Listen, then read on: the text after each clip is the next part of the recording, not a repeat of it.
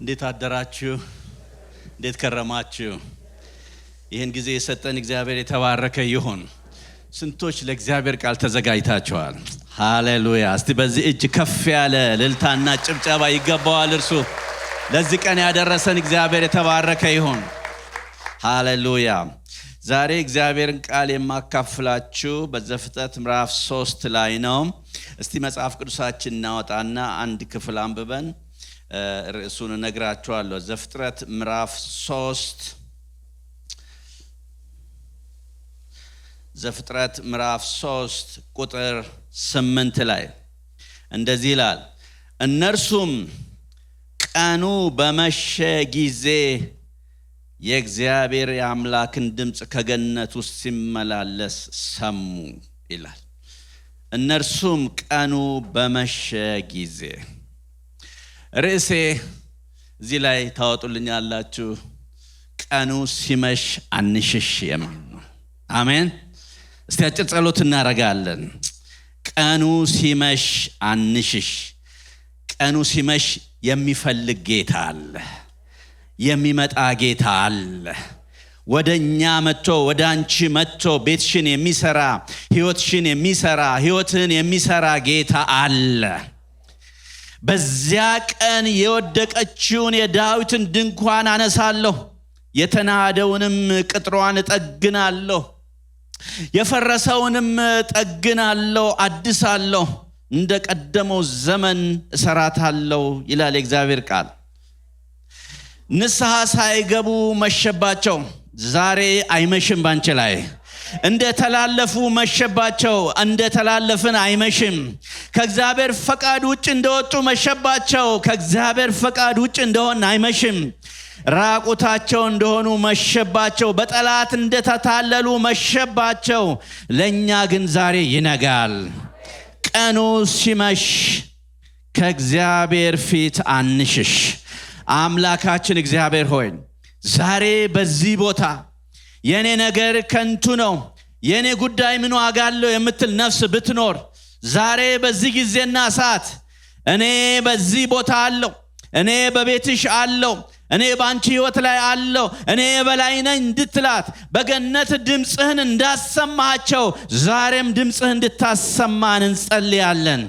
እግዚአብሔር አምላካችን ሆይ እነሆ በዚህ ሰዓት በፊትህ አለን። የኛን ላንተ ልናሰማ፣ ያንተን ደግሞ ፐርፌክት የሆነውን ድምጽህን ልንሰማ ይህ ጊዜ ለኛ ተሰጥቶናልና ከሁሉ በላይ እጅግ አድርገን እናመሰግንሃለን። አምላካችን እግዚአብሔር ሆይ ቃሉን ላከ ፈወሳቸው እንደሚል ቃልህን ልከህ ፈውሰን። እግዚአብሔር ሆይ ዛሬ መታሰቢያ ያለው ጊዜ ይሆንልን። ነፍሳችን ድና የምትቀርበት ጊዜ ይሆንልን። ሁሉ ደግሞ ተጠቅልሎ ክብሩና ክሬዲቱ ለአንተ ይሆን በኢየሱስ ክርስቶስ ገናና ስም አሜን፣ አሜን፣ አሜን። ክብር ለእግዚአብሔር ይሆን። በዚህ ቦታ ላይ ስንመለከት ቀኑ መሸ ይላል።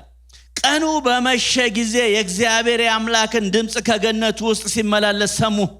አዳምና ሚስቱ ከእግዚአብሔር አምላክ ፊት በገነት ዛፍ መካከል ተሸሸጉ ይላል። ቀኑ ሲመሽ አንሽሽ። አሜን። ቀኑ በመሸ ጊዜ የሚፈልግ አምላክ አለ። እንዲህ እያለ ወዴት ነህ እያለ፣ ወዴት ነሽ እያለ። የሰው ልጅ እግዚአብሔርን ፈልጎ አያውቅም። እግዚአብሔርን ሁል ጊዜ የሰው ልጅ ይፈልጋል። እኛ ወዳለንበት መጥቶ እርሱ ወዳለበት ወሰደን። ስሙ የተባረከ ይሁን። እግዚአብሔር የሰው ልጅ ይወዳል። በዘፍጥረት ምዕራፍ 3 በድምጽ መጣ። ጌታ ኢየሱስ ክርስቶስ በስጋ መጣ። ወደፊት ደግሞ በአየር ሊነጥቀን ይመጣል፣ ይመላለሳል፣ ይወደናል። እሱ ስሙ የተባረከ ይሁን። የሰው ልጅ የጠፋውን ሊፈልግና ሊያድን መጥቷል ይላል እግዚአብሔር ቃል። እናንተ ያዕቆብ ልጆች ሆይ፣ እናንተ የኢየሱስ ክርስቶስ ልጆች ሆይ፣ ስለዚህ የጠፋችሁ አይደላችሁም፣ ምክንያቱም እኔ እግዚአብሔር አልለወጥም ይላል። 99ን በምድረ በዳ ትቶ አንዱን ሊፈልግ ሄደ ይላል። ጌታ ሊፈልገን ወደ እያንዳንዳችን መጥቷል። በዚህ ክፍል ላይ ስንመለከት ይሄ ዘፍጥረት ምዕራፍ 3 የሰው ልጅ ውድቀት ነው። ከሰው ውድቀት በፊት ግን የወደቀው ሰይጣን ነው። ግን እግዚአብሔር ሰይጣንን ሊፈልግ አልመጣም። ሰውን ነው ሊፈልግ የመጣው። እሱ ቋሚ የእግዚአብሔር ጠላት ነው። ቋሚ ነው። ለሰይጣን የምትጸልዩ ሰዎች ካላችሁ ዛሬ ቀይሩ ጸሎታችሁን። ምንም ሊመራው አይችልም። ቋሚ ጠላት ነው። እኛን ደግሞ ቋሚ ጠላቶች እንድንሆን ወዶ ሊያጭበረብር ሊያታልል በዘፍጥረት ምዕራፍ 3 ላይ መጣ እና ሕይወትን ሜስ አደረገ። የሚገርም ነው። በዚያ ቦታ ላይ መሸባቸው ይላል።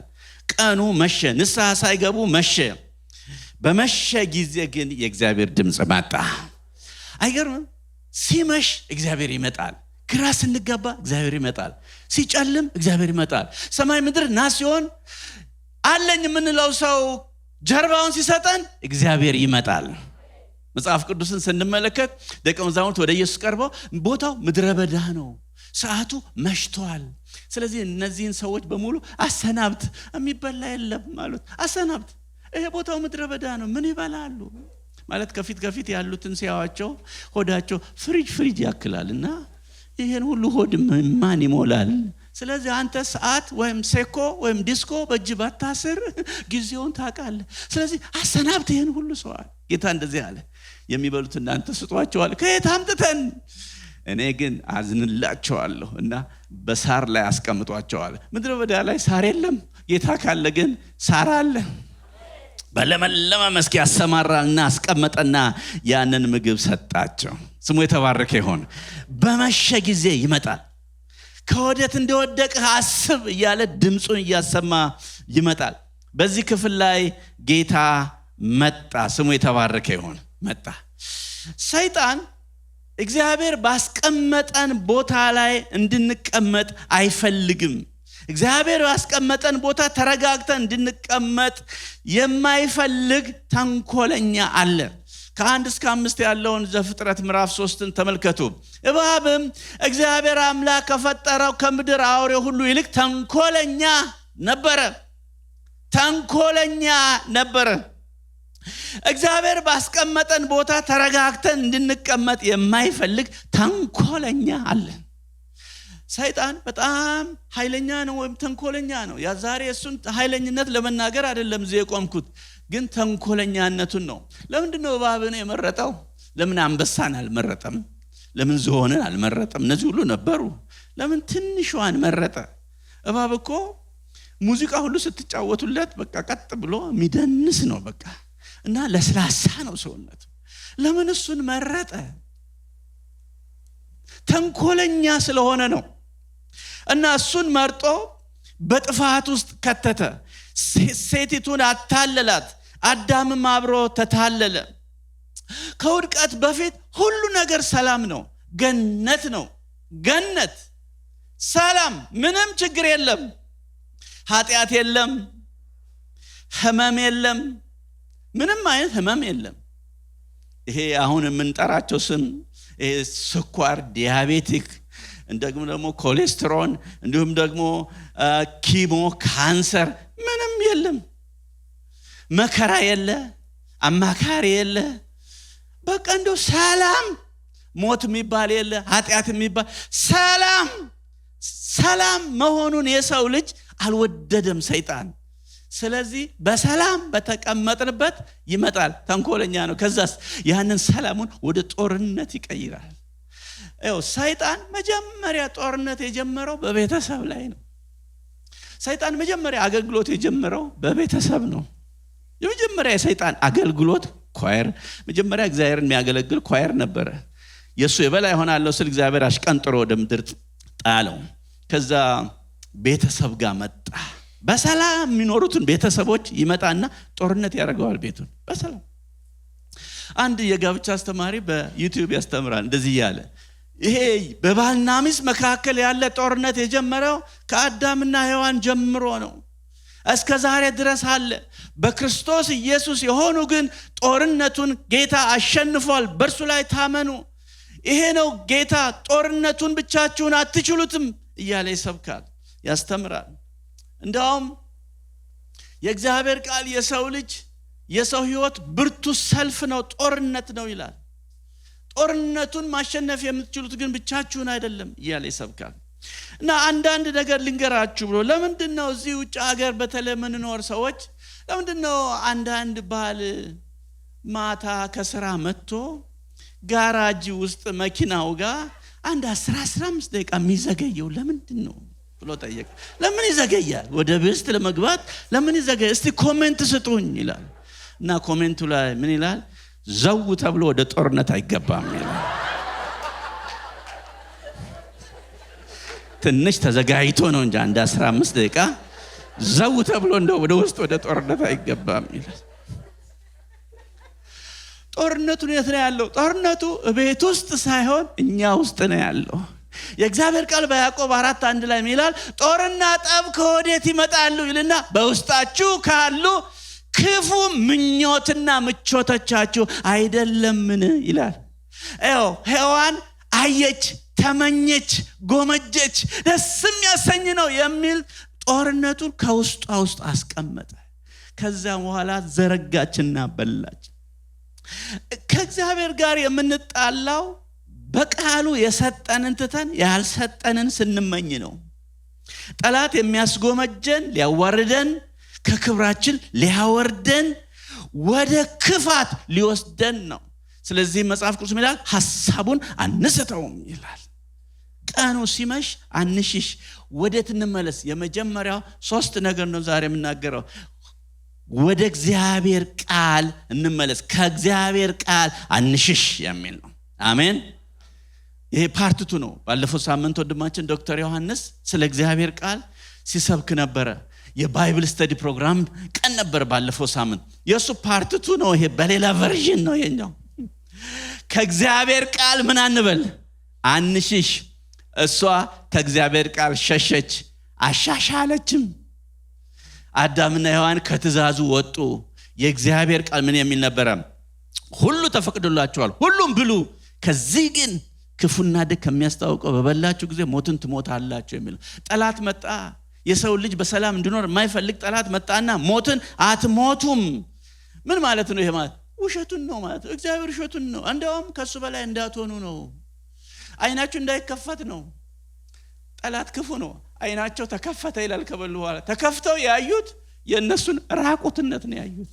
ባይከፈት ይሻል ነበር።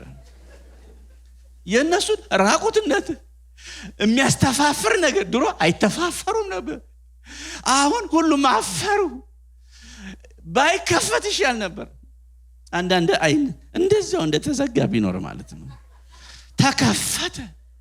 አሁን በራልኝ ቃሉ ብለህ እሷን የሚኮንን ነገር ካመጣ ምን ዋጋ አለው? በራልኝ ቃሉ ብለሽ የሚኮንን ነገር ካመጣ ምን ዋጋ አለው? ከእግዚአብሔር ቃል አንሽሽ ወገኖቼ። ጠላት የሚፈታተነን፣ ሰይጣን የሚፈታተነን የሚያስጎመጀን ከክብር ሊያወርደን ነው። እግዚአብሔር የሰጠን ክብር በቂ ነው። ያስጎመጀናል። ብዙ ነገር ያስጎመጀናል። ታውቃላችሁ፣ ያስጎመጃል። በቃ ይሄ በአካባቢያችን ያለው ምን ያደርጋል? ሌላ የተሻለ መቼም ሰርቶ ደግሞ የተሻለ ህይወት መኖር ጥሩ ነው። መጽሐፍ ቅዱስ ይላል ኑሮዬ ይበቃኛል ማለት እግዚአብሔርን መምሰል እጅግ ማትረፊያ ነው ይላል። ከሚያስጎመጅ ነገር፣ የእግዚአብሔር ፈቃድ ከሌለበት ነገር እግዚአብሔር ይጠብቀን። ጠላት የሚያስጎመጀን ሊያዋርደንና ሊያወርደን ከክብራችን ላይ ሊጥለን። በቴሌቪዥን የታወቀ ሰባኪ ነው በኢትዮጵያ የታወቀ ሰባኪ እና አንድ ቀን እንደዚህ ብሎ ሲናገር ሰማሁኝ። ጠላት እንዴት ክፉ እንደሆነ ተመልከቱ አለ። በስጋ ቤት አጠገብ ሳልፍ ስጋ በጣም እንደምወድ ያስጎመጀኛል አለ። እና ያለው ጮማውን አለ በቃ ያስጎመጀኝና እንደዚህ ይላል፣ ለምን አታስቆርጥም? ከጮማው ከጥሬው ቆርጠህ አስቆርጠህ ውስጥ ገብተህ እንደፈለክ በልተህ በላዩ ላይ አምቦሃ ጠጥተህ የቤቱ ባለቤቶች ሳያዩ በጓሮ በር ሾልከህ ሄድ ይለኛል። የተሰማንን ሁሉ ማድረግ አንችልም ነው የሚለው። ሊያዋርደው እኮ ነው። የታወቀ ሰባኪ ጥሬ ስጋ በልቶ ጥሬ ሆነ ተብሎ ሊያዋርደው ማለት ነው። በቃ የሚያስጎመጀን ሊያወርደንና ሊያዋርደን ነው። እግዚአብሔር ካስቀመጠን ቦታ መጽሐፍ ቅዱስ እንደዛ ነው የሚለው። ሁሉ ኃጢአትን ሰርተዋል፣ የእግዚአብሔር ክብር ጎድሏቸዋል። አጎደላቸው የእግዚአብሔር ክብር። እነዚህ አባትና የመጀመሪያዎቹን አባትና እናቶቻችንን እና አዳምና ሔዋን ከእግዚአብሔር ክብር አወረዳቸው። ምክንያቱም ከቃሉ ስለሸሹ ነው። መጽሐፍ ቅዱስ እንደዚህ ይላል፣ ይህን ቃል በልብህ ያዝ ይላል ዘዳግም 6 ላይ። በልብህ ያዝ፣ ከልጆች ጋር ተጨዋወተው፣ በእጅ ላይ እንደ ክታብ ይሆንልህ፣ በአንገት ላይ እንደ ክታብ፣ በእጅ ላይ እንደ ጌጥ ይሆንልህ፣ በየግድግዳዎቹ በቤት አስቀምጠው፣ በመኪና ውስጥ አስቀምጠው ማለት ነው። ይሄን ቃል ለምን? ይሄን ቃል ነው ሰይጣን የሚፈራው፣ ነፃ የሚያወጣን ይሄ ቃል ነው። ይሄን ቃል በልብህ ያዝ ይላል። ደስ ይላል። ይሄን ቃል በልብህ ያዝ ይላል። በልባችን ምን ይዘናል? አንዳንዶቻችን ቂም፣ ተንኮል፣ ክፋት ይዘን ይሆን? ታውት እሱን በልባችን የእግዚአብሔርን ቃል እንያዝ። ያን ጊዜ እግዚአብሔር በሕይወታችን ድንቅ ነገር ያደርጋል። አሜን። ይህን ቃል ያዝ ነው የሚለው። ይህ ቃል ዳግመኛ የተወለድንበት ቃል ነው። ሳሩ ይጠወልጋል፣ አበባው ይረግፋል፣ የእግዚአብሔር ቃል ግን ለዘላለም ምን ይላል? ይኖራል። ወገኖች፣ በሚጠወልግና በሚረግፍ ነገር ጊዜያችን እንዳናባክን እግዚአብሔር ይርዳን። የሚጠወልግና የሚረግፍ ይቅርታ አድርጉልኝ፣ እህቶቻችን ትልልቅ ቦርሳ ነው የሚይዙት። ትልልቅ ቦርሳ ቤት የሚቀይሩ ነው የሚመስሉት። እንደዚህ ውስጡ ሲፈተሽ ግን መጽሐፍ ቅዱስ የለም። የሚረግፍና የሚጠወልግ ብቻ። ወንድሞች ትልልቅ አጀንዳ ይዞ ይመጣል፣ አጠገቡ መጽሐፍ ቅዱስ የለም። ይህን ቃል ያዝ። አንዱ ከዛ ነው የሚጀምረው። አይነው አሁን ቴክኖሎጂ በዚህ በሚበራው ነው እንደዚህ ወደ ላይ በሚገለጠው። በዚህኛው ደግሞ ይህን ቃል ያዝ። በቤታችን ውስጥ፣ በመስሪያ ቤታችን መጽሐፍ ቅዱስ ላይ እንደዚህ ነው የሚለው። የእግዚአብሔር ቃል የሚለው ይህን ቃል በልብ ያዝ ነው የሚለው። ጠዋት ስንነሳ ይህንን አንብበን እንድንወጣ ጌታ ይርዳን። በጠዋት የለቃቀመች ጫጩት በረፈደ ጊዜ ጭልፊት አይወስዳትም ይባላል። ከብዳው ትቀራለች። በጠዋት ተነስታ ባቄላውን፣ አተሩን፣ ስንዴውን፣ አደንጓሬውን ሁሉ ለቃቅማ ሆዷ ቁዝር ይላል። ወደ 10 11 12 አካባቢ ጭልፊት ሊወስዳ ሲል ትከብደዋለች፣ ትቀራለች። ቅልል ያለችውስ ምንም ያለቃቀመችውስ እሷን ይወስዳታል። ይህን ቃል አጥብቀህ ያዝ። መጽሐፍ ቅዱስ ወገኖች፣ ሰይጣንን የምናሸንፈው በእግዚአብሔር ቃል ነው። አሜን። ስሙ፣ ሰይጣንን በእናት የዛሬን ተው ብትሉት እናት ስለሌለው አይምራችሁም። የእናት ፍቅር አያውቅም። በአባት ብትሉትም ከአባቱ ጋር ስለተጣላ ይብስበታል። ሰይጣንን የምናሸንፈው በእግዚአብሔር ቃል ነው። ጌታ ኢየሱስ ክርስቶስ በማቴዎስ ወንጌል 4 ላይ እንዲህ ተብሎ ተጽፏል፣ እንዲህ ተብሎ ተጽፏል፣ እንዲህ ተብሎ ተጽፏል። እርሱ እንኳን አምላክ ሆኖ ሳለ፣ ቃሉ የእርሱ ሆኖ ሳለ እየመዘዘ ነበረ 3-0 የሸኘው ሰይጣን። ዛሬኛ 3 እኩል የምንወጣው ቃሉን ስላልያዝን ይሆን? ወገኖቼ፣ የእግዚአብሔር ቃል እንዲህ ተብሎ ተጽፏል፣ እንዲህ ተብሎ ተጽፏል እያለ ማቴዎስ 4 ላይ ነው እሱን የምናገኘው። በመዝሙረ ዳዊት 119:9 ላይ ጎልማሳ መንገዱን በምን ያነጻል ይላል? ቃልህን በመጠበቅ ነው። ለምንድን ነው? ባለፈውም ተናግሬያለሁ። የጎልማሳ መንገድ ፈተና የበዛበት ነው።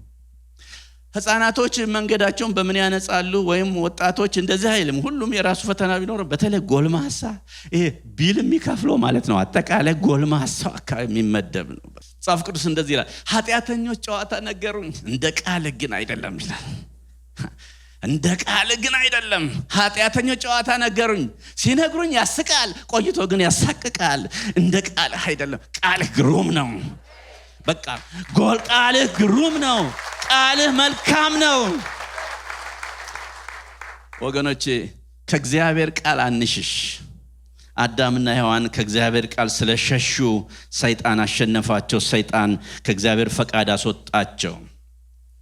ሁለተኛው ነጥብ፣ ከእግዚአብሔር ፊት አንሽሽ፣ ከእግዚአብሔር ፊት ሸሹ።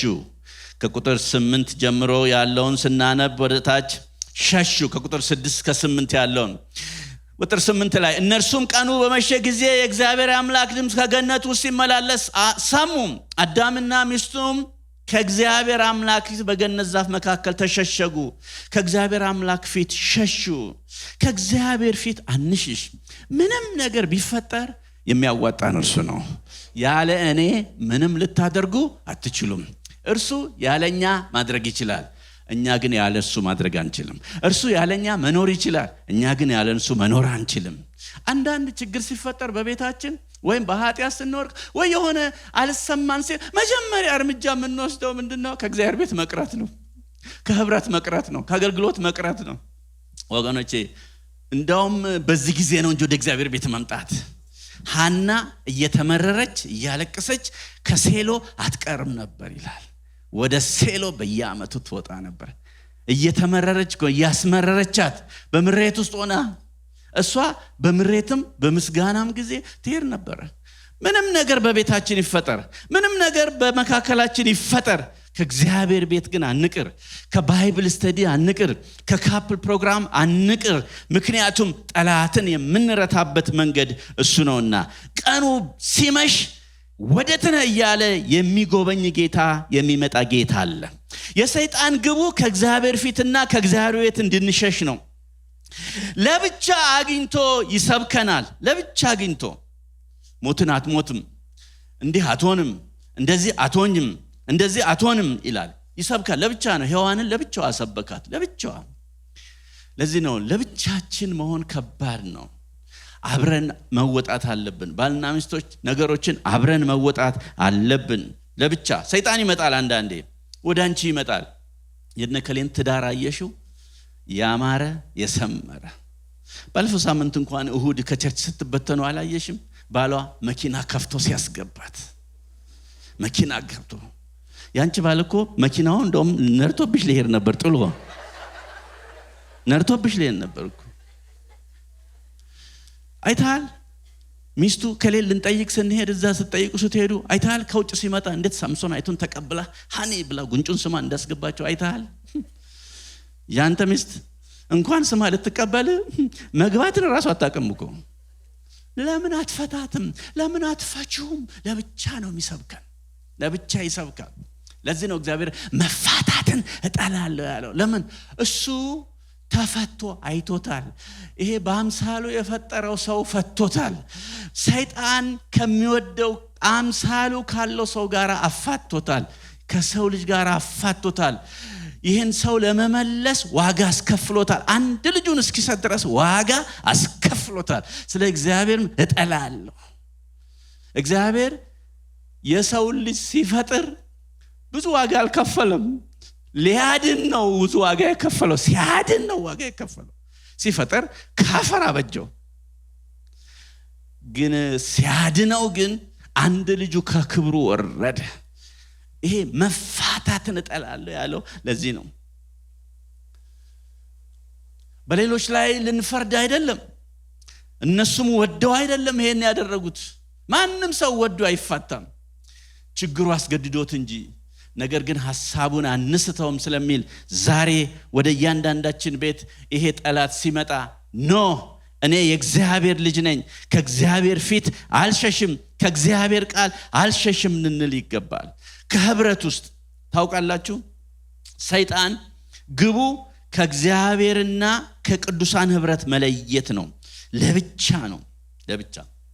አንበሳ ሲያድን መጀመሪያ የሚያደርገው ከህብረት ውስጥ ነው የሚነጥለው።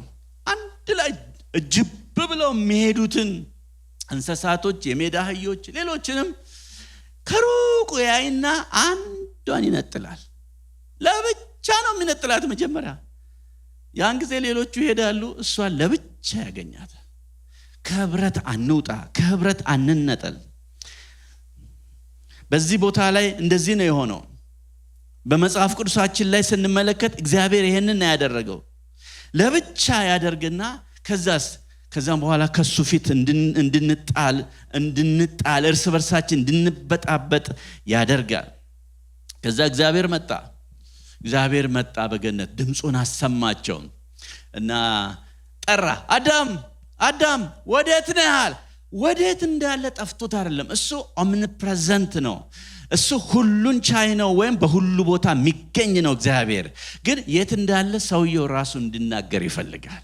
ከወደቅ እንደወደቅ ካስብ ሲል የወደቅንበትን ያውቃል፣ ግን እኛ እንድንናገር ይፈልጋል። ወዴት ነህ ሲል በጣም ጥሩ የንስሐ ጊዜ ሊሰጠው ነበረ። ወዴት ነህ ሲል አምላኬ ፈርቼ ተሸሽጌያለሁኝ። ጥሩ ነው እና ራቁቴን ሆኜ ራቁትን መሆን እንደታወክ ሲል ራሴን ሳየው ራቁቴን ሆኜ አየው እና ደግሞ አታድርግ ካልከን የዛፍ ፍሬ በላሁኝ እና ይቅርታ አድርግልኝ ቢል ታሪክ ይቀየር ነበር። እሱ ግን ምን አለ? ራቁት ነው ማን ነገረ? አንተ የሰጠኸኝ ሴት። መልሱ ልክ አይደለም። ራቁት ነው ማን ነገረ? እሷ እኮ አልነገረችውም ራቁት እንደሆነ። እሷ አይደለችም። አንተ የሰጠኸኝ ሴት። የሰይጣን ግቡ እየተካካስን ሳይሆን እየተካሰስን እንድንኖር። አንተ የሰጠኸኝ ሴት ነች። ምን ማለት ነው? አንደኛ እሷ ነች ጥፋተኛ፣ አንደኛ እንደውም አንተ ነህ ምንጩ። እንደዚህ ከይሲ መሆኗን እያወክ ለምን ሰጠኸኝ? እንደዚህ ተንኮለኛ መሆኗን እያወክ ካንተ ጋር መታጣለ መሆኗን እያወክ አንድ ባል ከሚስቱ ጋር ተጣላና በመቼ ቀን ነው ያገባውሽ አለ። ምን አልክ ስትል ማለት ቅዳሜ ነው ወይስ እሑድ ነው ያገባውሽ ማለት ነው።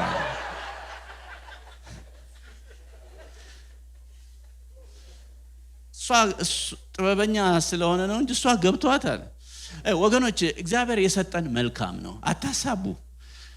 እግዚአብሔር የሰጠህ ሚስት፣ እግዚአብሔር የሰጠሽ ባል መልካም ካልሆነ ከእግዚአብሔር አይደለም፣ ካያያዝ ጉድለት ነው። ካያያዝ ጉድለት ነው። እንዴት ነው ያያሽው? ጥሩ አድርገሽ ነው ያያሽው ወይስ በነገር ነው ያያሽው? በነገር የሚያያይዙ በጣም ብዙ ሚስቶች አሉ፣ ብዙ ባሎች አሉ። አያያዝ ነው። አታሳብ። በእግዚአብሔር ካያያዝ ነው። አንተ የሰጠኸኝ ድሮ ጥሩ ነበረች መጀመሪያ አካባቢ ነው የሚለው። አንተ የሰጠኸኝ እኔ እኮ በሰላም ተኝቼ ስነቃ አግብቻ አገኘሁት ራሴን። አንተ ነህ የው ሚስት ናት ያልከኝ። እሷ ነች ችግር የፈጠረች። ድሮ የጎን አጥንት ነበረች፣ አሁን የጎድን አጥንት ሆነችብኝ። ድሮ ጥሩ ነበረች፣ አሁን እንደውም ከሌላ ሰው ጋር ሁሉ እያወራች ባዕድ አካል ከሆነ ጋር ከዛ ጋር ሁሉ እያወራች ስትንሾካሾክ አገኘኋት በገነት። እንደ ድሮ አይደለም ፍቅሯ። ስለዚህ ተጠያቂ ሁለታችሁ ናችሁ። ተጠያቂ እኛው ነን። እንደዚህ ነው ማለት ያለብን። ለዚህ ቤት ተጠያቂ እኔ ነኝ። እግዚአብሔር ሆይ ይቅር በለኝ። ሚስቴ አይደለችም፣ ባሌ አይደል፣ እኔ ነኝ ነው። ሚስትም እኔ ነኝ ነው ማለት ያለባት፣ ባልም እኔ ነኝ ነው ማለት ያለበት። የባልና ሚስት ችግር ያውጫጭኝ ችግር ነው። አውጣተን ነው። ሰውየው አንድ ያዋጣል፣ ሴትየው አንድ ታዋጣለች። ሲደመር ብዙ ችግር ይሆናል። አዋተን ያመጣ ነው። አዋተን ያመጣ ነው። አዋተን ያመጣነውን ችግር ተግባብተን ነው ማስወገድ ያለብን። ስሙ፣ የቤተ ክርስቲያን ፓስተሮች፣ እኛ ቄሶች፣ ሽማግሌዎች እናስታርቃለን እንጂ ችግር አንፈታም። ችግር የሚፈታ እግዚአብሔር ነው። ቁልፉ ደግሞ በእናንተ እጅ ነው። በእናንተ እጅ ነው። በእናንተ እጅ ነው። ለእግዚአብሔር ቃል እንመለስ። ወደ እግዚአብሔር ቃል እንመለስ። ይገርመኛል። እኔ አውቃለሁኝ አባታችን የንስሐ አባት አላቸው። ቄሱ ይመጣሉ። ከአባታችን ከእናቴ ጋር ሲጣላ የንስሐ አባቱ ስሙን ወለተ ጊዮርጊስ ነው እና እሷ ወለተ ማርያም፣ እሱ ወልደ ጊዮርጊስ ነው። አባቴ ስሙ አበበ ነው፣ ወልደ ጊዮርጊስ ነው የሚሉት። እናቴ ስሟ ታካል ነው፣ ወለተ ማርያም ነው። እና ስም ጠርተው ወለተ ማርያም፣ ወልደ ጊዮርጊስ ገዝቻለሁ ካሉ አባቴ ይመለሳል፣ እናቴ ትመለሳል፣ ይታረቃሉ። እኛ ፕሮቴስታንት ጋር እኔ ከጢሞቴዎስ ጠቅስ እሱ ከገላትያ ይጠቅሳል። ምን አይነት መንፈስ ነው ይሄ? ምን አይነት መንፈስ ነው? እግዚአብሔር ወደ ቃሉ እንድንመለስ ጌታ ይርዳን። የቤተ ክርስቲያን ኦቶሪቲ ካልጠበቃችሁ፣ አገልጋዮችን ካላከበራችሁ እንዴት ብላችሁ ነው የምትፈወሱት? መጽሐፍ ቅዱስ በሁለተኛ ቆሮንቶስ ላይ ምን ይላል? ሰይጣን ሔዋንን እንዳታለላት ለእግዚአብሔር ለክርስቶስ ያላችሁ ቅንነት እንዳይጠፋ እፈራለሁ ይላል። ቅንነታችንን ሰይጣን እንዳያበላሸው ጌታ ይርዳን። ለክርስቶስ ያለን ቅንነት፣ ለቃሉ ያለን ቅንነት፣ ለአገልጋዮች ያለን ቅንነት ሲጨምር ያን ጊዜ ከእግዚአብሔር ፊት አንሸሽም። እግዚአብሔር ቤታችን ይፈውሳል። ወገኖቼ፣ የሰው ልጅ ከእግዚአብሔር ከሸሸ አእምሮውና ልቡ ተበላሸ። እግዚአብሔር የሰጠው መልካም የሚመችና የማይሰለች ነገር ነው። እግዚአብሔር የሰጠው መልካም ነገር ነው። ስለዚህም በእግዚአብሔር ልናሳብብ አይገባም በፍጹም። በእግዚአብሔርና በሌላ ሰው ልናሳብብ አይገባም። ራሳችንን ተጠያቂ ራሳችንን። አንድ እግዚአብሔር ሰው እንደዚህ ብለዋል፣ እንደ ፈቃዱ የሚሆነውን ትዳር እግዚአብሔር ይወዳል፣ እንደ ፈቃዱ የማይሄደውን ደግሞ ይበይዳል ብለዋል። ዛሬ ብየዳ ላይ ነው እግዚአብሔር። ሲበየድ ደግሞ ፍንጥርጣሪ አለ። አይናቸውን ይሸፍናሉ የሚበይዱ ሰዎች። ሰይጣን ጦርነቱን የጀመረው ድሮ ከጥንት ነው። እስከ ዛሬ ድረስ የሰው ልጅ ህይወት ሰልፍ ነው፣ ጦርነት ነው። ምናሸንፈው ግን በእግዚአብሔር ቃል ነው። ምናሸንፈው ግን በመንፈሱ ነው። አሜን። ሶስተኛውና የመጨረሻው እንግዲህ ቀኑ ሲመሽ አንሽሽ። ምን እናርግ? ወደ እግዚአብሔር ቃል እንመለስ። ከቃሉ አንሽሽ፣ ከእግዚአብሔር ፊት አንሽሽ። ሶስተኛ ከእግዚአብሔር ፍርድ አንሽሽ። እግዚአብሔር ፈረደ መጣ። ከዛም በኋላ እግዚአብሔር እባብን ረገመ፣ ምድርን ረገመ። አዳምን ግን አልረገመም። ትናንትና ባርኮታል። ዘፍጥረት ምዕራፍ 2 ላይ ባርኮታል። እግዚአብሔር ትናንት ባርኮ ዛሬ የሚረግም አምላክ አይደል፣ አልረገመውም። ነገር ግን ህይወትን አከበደበት። ወደ መጣህበት ምድር እስክትመለስ ድረስ በላበት ጥረግረ ትበላል። ላይፍን አከበደበት። ያ ነው ቀጣው። ሔዋንንም ቀጣት፣ እባብን ግን ረገመው። በሆድ ትሳባለህ፣ እግር አልባ ትሆናለህ አለው። እባብ ድሮ እግር ነበረው ማለት ነው፣ እግሩን ነሳው። ለዚህ ነው ሰኳና የሚከታተለው። የእግር ፎቢያ ያለበት። በቃ እግር ነበረው፣ የእግሩን ብስጭት ለመወጣት ነው እግር አልባ አደረገው እሱ። ስለዚህ የቅዱሳኖችን እግር በእግር እየተከተለ ወጥመድ ያበጃል። መጽሐፍ ቅዱስ እንደዚህ ይላል፣ ከርሷ ከሴቲቱ ዘር የሚወለደው ራስን ይቀጠቅጣል ይላል። አሜን። ራስን ወደዛ መጣለው ትንሽ ቆይቼ። እግዚአብሔር ከገነት አስወጣው የሰው ልጅ። ብዙ ጊዜ ይሄንን ስናስብ የሰው ልጅ ክፋት ነው የምናስበውና ይሄ አዳምና ሔዋን ይሄን ባያረጉ እንላለን። ይሄ የሚያሳየው የእግዚአብሔርን ፍቅር ነው። ከገነት ለምን አስወጣው? የበሉት ክፉና ደግ ከምታሳየው ከእውቀት ዛፍ ነው የበሉት። 2 ዛፍ ነው በገነት ያለው፣ የሕይወት ዛፍ የሚባል አለ። ከርሱ ከበሉ ኃጢአታቸው ማይሰረይ የዘላለም ኃጢአተኛ ሆነው ይኖራሉ። የሰይጣን ጓደኛ ሆነው ይኖራሉ። ስለዚህ እግዚአብሔር የሰው ልጅ ስለሚወድ የእንደገና አምላክ ስለሆነ ሊጎበኝ ስለፈለገ አስወጣቸውና ገነትን የምትጠብቅ ኪሩቤል አስቀመጠ ይላል። የምትገለባበጥ አስቀመጠ። ይሄ የሚያሳየው የእግዚአብሔርን ፍቅር ነው የሚያሳየው፣ መልካምነቱን ነው የሚያሳየው። ወገኖች በእግዚአብሔር እጅ መውደቅ መልካም ነው። ምንም ነገር ውስጥ እንሆን ኮንሲኩዌንሱን እንቀበል። በሱ እጅ መውደቅ ይሻላል። ዳዊት እንደተናገረው ማለት ነው። ዳዊትን ሰይጣን አንቀሳቀሰው፣ አንድ ጊዜ አንቀሳቀሰው። ድል በድል እየሆንክ ነው፣ ለምን ህዝብን አትቆጥርም አለው። ኢዮአብ ቁጥር ባለው ጊዜ ዳዊት ኢዮአብ ጌታዬ እግዚአብሔር በህዝቡ ላይ 100 እጥፍ ይጨምር፣ ለምን እንቆጥራለን? ለምን በደል እንሰራለን? ሲል ነው ቁጥር አለ። የንጉሥ ትእዛዝ መፈጸም አለበት። ቆጠረ። ከዛም በኋላ ልቡ ተመታ፣ እግዚአብሔር አዘነበት። ጋድ የሚባለውን ነቢይ ላከ። እግዚአብሔር አዘኛለሁ አለው። ስለዚህ በፊት 3 ምርጫ ሰጥሃለሁ አለው። 3 ምርጫ። አንደኛው ምርጫ ምንድነው? የ3 ቀን ረሃብ፣ 3 ቀን ረሃብ። ሁለተኛው 3 ወራት በጠላት እጅ። አንድ እርምጃ ቀረኝ የሚል ሰው 3 ወር ካገኙት እኮ መጨረሳቸው ነው። ስለዚህ ምን አለሱ? በእግዚአብሔር እጅ መውደቅ ይሻለኛል። 3 ቀን ቸነፈሩ መረጠ። መልአኩ መጥቶ 70,000 ሰው ገደለ ይላል። ከዛ እግዚአብሔር መጣና እጁን የተዘረጋው መልአክ በቃ አለው ይላል። በእግዚአብሔር እጅ መውደቅ ይሻላል።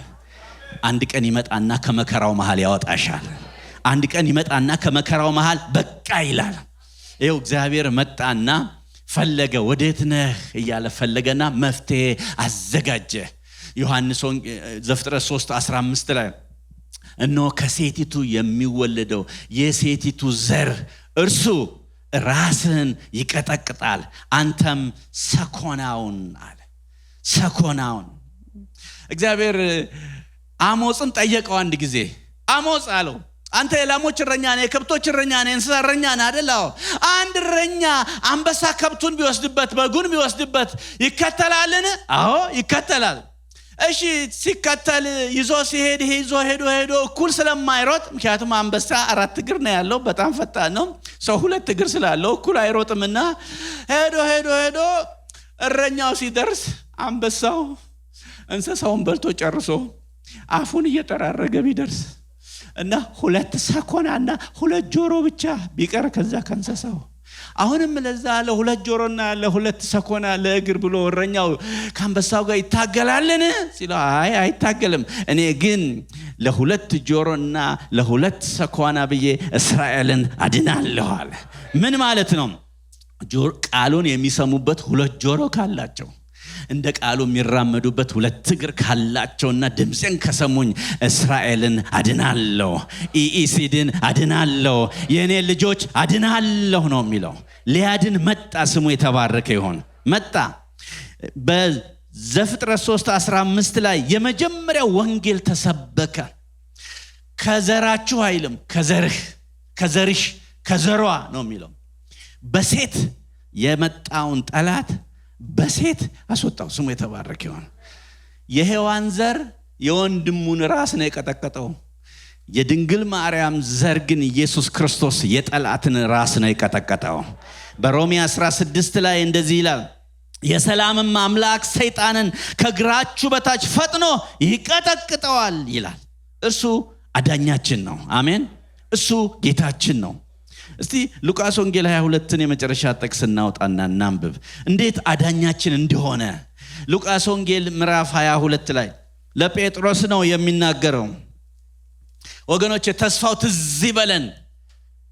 ትዝ ይበለን ሲመሽ አንሽሽ ነገሮች ተስፋ ሲያስቆርጡ አንሽሽ ተስፋ ሰጥቶናል እግዚአብሔር ጌታ ኢየሱስ ክርስቶስ ተስፋችን ነው ሉቃስ 22 ቁጥር 22 ላይ ወይም ቁጥር 31 ላይ ይቅርታ 22:31 ላይ ጌታም ስምዖን ሆይ እነሆ ሰይጣን እንደ ስንዴ ሊያበጥራችሁ ለመነ እኔ ግን እምነት እንዳይጠፋ ስላንተ አማለድኩ ይላል ሰይጣን ምን አደረገ ለመነ ምን ብሎ ላበጥራቸው ብሎ ለመነ ይላል የሚገርም ነው ሰይጣን ይመጣና ይለምናል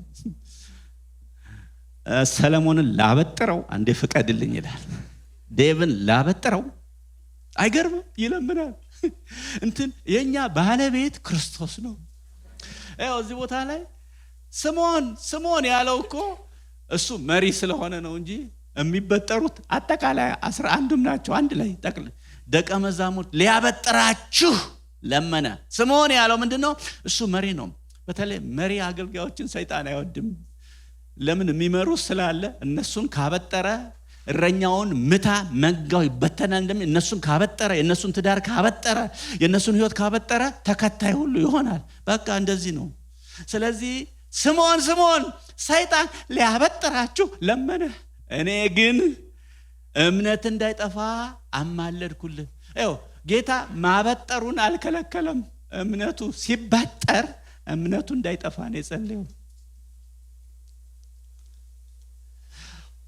ስንዴ እናት ስታበጥር ገለባውንና አሳሩን ታበጥራለች እንደዚህ ወደ ላይ ነው የምታበጥረው በቃ ላይ ያለች ታበጥራለች ከዛ ስንዴው ከገለባው ይለያል ጴጥሮስ ታበጠረ ብዙ ገለባ ብዙ አሳር አለበት ለምሳሌ አንዱ እስከ ወህኒ ቢሆን ካንተ ጋር ወርዳለሁ አለ እስከ ሞትም ድረስ ሞታለሁ ጌታ ያለ ይሄ ገለባ ነው ያ ወህኒው አሳር ነው እግዚአብሔር አበጣሪ ላከለታ አንድ ሴት መጣች ልታበጥረው አንተ ከደቀ መዛሙርቱ ጋር ይቻለው አንተም አንዱን ስትለው አረኔ ያላውቀውም አለ አበጠረችው ደናርጋ እነዚህ የሚያበጥሩ ሰዎች ደግሞ ይከታተላሉ ተከታተለችው ደግሞ እሳት ሲሞቅ አገኘችው የሆነ አንተ ንግግር ይገልጣል ራስነ ስትለው የምትዩን ሰው አላቅም አለ አበጠረችው ቀጥሎ ደግሞ ሌሎች አበጣሪዎች መጡ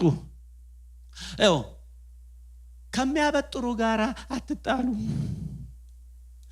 ጴጥሮስ ካበጣሪዎቹ ጋር ተጣላም ለራሱ ነው ንስሐ ገብቶ ያለቀሰው።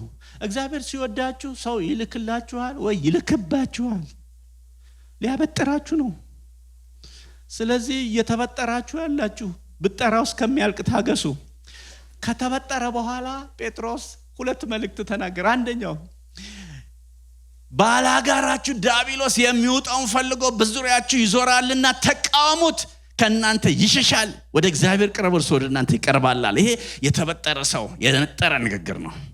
ሁለተኛው ደግሞ ጌታ ከሞት ከተነሳ በኋላ ለሴቶቹ ምን አለ? ሂዱና ለወንድሞቻችሁ ለደቀ መዛሙርት ለጴጥሮስ ተነስቷል ብላችሁ ተናገሩ አለ። በጣም ይገርማል። ለደቀ መዛሙርት ተናገሩ ማለት በቂ ነበር። ጴጥሮስ ደቀ መዛሙርቱ ውስጥ አለበት፣ ግን ለብቻው ባድራሻው መልእክት መጣለት ለጴጥሮስም። ለምን?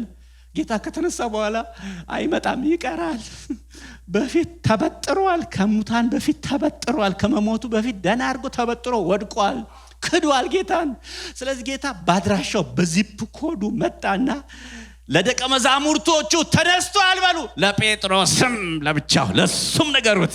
ብጠራው አልፏል። ይኸው በተመለስክ ጊዜ ወንድሞችን አጽና። ይኸው እግዚአብሔር የሚያበጥረን እኔም አልፌበታለሁ እንድንል መከራው እንድንል እኔም በዚህ ችግር ተበጥሬ አልፌበታለሁ አይዞህ እንድንል ነው እንጂ እግዚአብሔር ለከንቱ አይደለም፣ ሌላ አይደለም። ስለዚህም ስንበጠር እንቻል፣ እግዚአብሔር በጊዜው ይመጣል። ጸለይኩላችሁ ይላል ዮሐንስ 12 ላይ 17 ላይ ጸልሏል። ጌታ ሆይ እነዚህ የሰጠኸኝን ጠብቃቸው፣ እነዚህን ብቻ አልልህም፣ ወደፊት ስለሌሎችም በእኔ ስለሚያምኑት ሁሉ እንጂ ብሎ ጸልዮ እንላል። የተጸለየልን ሰዎች ነን። ስለዚህም ከሱ አንሽሽ፣ በሱ ላይ እንቁም። ሁሉ በአዳም እንደሚሞቱ እንዲሁ ሁሉ በክርስቶስ ሕያዋን ሆነዋል። አሜን። ሁለተኛው አዳም መጣ፣ ጌታ ኢየሱስ ክርስቶስ በመስቀል ላይ ሞቶ ሞትን ድል አድርጎ ያንን ዘፍጥረት 3 ላይ የወደቀውን ሰው የሸሸውን ሰው ወደ ክብሩ መለሰው፣ እንደገና ወደ ራሱ አመጣው እንደገና። ወገኖቼ ቀኑ ሲመሽ አንሽሽ፣ ክርስቶስ ሊመጣ በደጅ ነው። ምልክቶቹ ሁሉ እየሆኑ ነው። ሰሞኑን በሚያንማር፣ በባንኮክ፣ በታይላንድ፣ በቻይና 7.7 ማግኒቲዩድ የሚደርስ የመሬት መንቀጥቀጥ ሁሉ ደርሶ ነበር።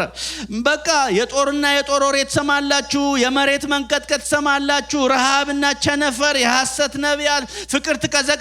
ምልክቱ ሁሉ ተፈጽሟል። ኦሬዲ ክርስቶስ ሊመጣ ነው። ቀኑ መሽቷል። ቀኑ ሲመሽ አንሽሽ፣ ወደ እርሱ ፊት እንመለስ። እርሱ በነፃ የዘላለምን ሕይወት የሰጠን ጌታ አለ። እግዚአብሔር ሰውን ለመፍጠር ብዙ ዋጋ እንደከፈለ ለማዳንም ብዙ ዋጋ ከፍሏል። ይህም ኢየሱስ ክርስቶስ ነው። በአዳም ምክንያት ከገነት ወጣን፣ በሁለተኛው አዳም ምክንያት ወደ ገነት ተመልሰናል። ዛሬ በዚህ ጉባኤ መካከል ኢየሱስ ክርስቶስን የማታምኑ ሰዎች ብትኖሩ መስቀሉ የቁጣ መጨረሻ ነው፣ የምህረት መጀመሪያ ነው። መስቀሉ ላይ እግዚአብሔር ቁጣውን ጨረሰ። ያንን ጠላት ቀጠቀጠው፣ መልሶ ወደ ገነት አስገባን። ኢየሱስ ክርስቶስን ያመነ የዘላለም ሕይወት አለው። እርሱን ያላመነ የዘላለም ሕይወት የለውም። ቀኑ ሲመሽ አንሽሽ፣ ወደ ቃሉ እንመለስ፣ ወደ እግዚአብሔር ፊት እንመለስ፣ ወደ እግዚአብሔር ፍርድ እንመለስ። ኮንሲኩዌንሱን እንቻለው። ከሱ ጋር ሆነን ከተበጠርን በኋላ እግዚአብሔር አጥርቶ አንጥሮ ያወጣናል። ያን ጊዜ ኢየሱስ ክርስቶስ በሕይወታችን ላይ በቤታችን ላይ ይከብራል። ያን ጊዜ ቤታችን የፍስሐ የደስታ ቤት እንጂ የፍዳ ቤት አይሆንም። ይህ እንድናደርግ ጌታ ይርዳን። እስቲ እንጸልያለን። ሃሌሉያ፣ ሃሌሉያ፣ ሃሌሉያ። ቀኑ ሲመሽ አንሽሽ። በዚህ ጉባኤ መካከል አዳዲስ ሰዎች ካላችሁ ጌታን መከተል የምትፈልጉ እጆቻችሁን አሳዩ ባላችሁበት። ሌሎቻችን ትንሽ ጊዜ ቁጭ እንላለን። አዲስ ሰው አለ ዛሬ ይህን ክርስቶስን መከተል ፈልጋለሁ፣ ገብቶኛል ፓስተር ጸልዩልኝ የምትሉ አገልጋዮችን ጸልይላችኋለን። ካላችሁ ባላችሁበት ቦታ እጆቻችሁን አሳዩኝ። ወደዚህ ጌታ መምጣት ፈልጋለሁ፣ የኔ ጊዜ መሽቷል፣ ወደ እርሱ ስመጣ ግን ይነጋል የምትሉ ሰዎች ካላችሁ ምናልባት ከፈራችሁ መጨረሻ ላይ አናግሩን፣ እንጸልያለን። ሃሌሉያ። እግዚአብሔር አምላካችን ሆይ እጅግ አድርገን እናመሰግንሃለን፣ እጅግ አድርገን እናመሰግንሃለን። ምክርህ ግሩም ነው። ቀኑ ሲመሽ እንደና አዳምና ሔዋን ከፊት እንዳንሸሽ ስለመከርከን ስለገሰስከን እናመሰግንሃለን። በብጠራ ጊዜ እግዚአብሔር ሆይ አጥርተህ ልታወጣን ነውና አንተን እንድንጠብቅ መንፈስ ቅዱስን እንድንታዘዝ በቤት እንድንቆይ በህብረት ውስጥ እንድንቆይ ስለመከርከን እናመሰግንሃለን። በዚህ ጊዜና ሰዓት ጌታ ሆይ በተለያየ ህይወት ውስጥ የሚያልፉ ወንዶችና ሴቶች ልጆች ቢኖሩ ከቃል የተነሳ መዳን ይሆንላቸው፣ ፈውስ ይሆንላቸው፣ መመለስ ይሆንላቸው። እግዚአብሔር ሆይ ይህ ቃል ለህይወት ይሆንልን፣ 30 60ና 100 የሚያፈራ ይሆንልን። እግዚአብሔር አምላካችን ሆይ የሰሙት ቃል ከሰሚዎቹ ጋር ስላልተዋሃደ አልጠቀማቸውም ተብሎ የተጻፈው ከኛ እንዲወገድ እንጸልያለን። የሚጠቅመን ይሆንልን፣ ካለፈ በኋላ የምንጠቅሰው ይሆንልን፣ የምንኖርበት ይሆንልን። እግዚአብሔር ሆይ ስለተናገርከን እናመሰግንሃለን፣ ስላስተማርከን እናመሰግንሃለን፣ ስለመከርከን እናመሰግንሃለን። ክብር ሁሉ ላንተ ይሆን በኢየሱስ ክርስቶስ ገናና ስም አሜን፣ አሜን፣ አሜን። እንቆማለን። እስቲ ልባርካችሁና በዚሁ እንጨርሳለን። እስቲ እንቁም ሁላችንም። ሃሌሉያ። እጆቻችሁን ወደ እግዚአብሔር አንሱ። እግዚአብሔር ይባርካችሁ። እግዚአብሔር ፊቱን ያብራላችሁ። እግዚአብሔር ፊቱን ወደ እናንተ ያንሳ። እግዚአብሔር ሰላሙን ይስጣችሁ። እግዚአብሔር በመውጣት ከናንተ ጋር ይሁን። እግዚአብሔር በመግባት ከናንተ ጋር ይሁን። ዙሪያችሁን የእሳት ቅጥር የጸና ግንብ ሆኖ ይጠብቃችሁ። ጠላት በእናንተ ላይ እድል ፈንታ አይኖረው። በአብ በወልድ በመንፈስ ቅዱስ አንድ አምላክ ስም ባረኳችሁ። ተባረኩ። አሜን። ስለዚህ ጌታ ክብር ሰጥተን እንጨርሳለን። ጌታ ይባርካችሁ። ተባረኩ።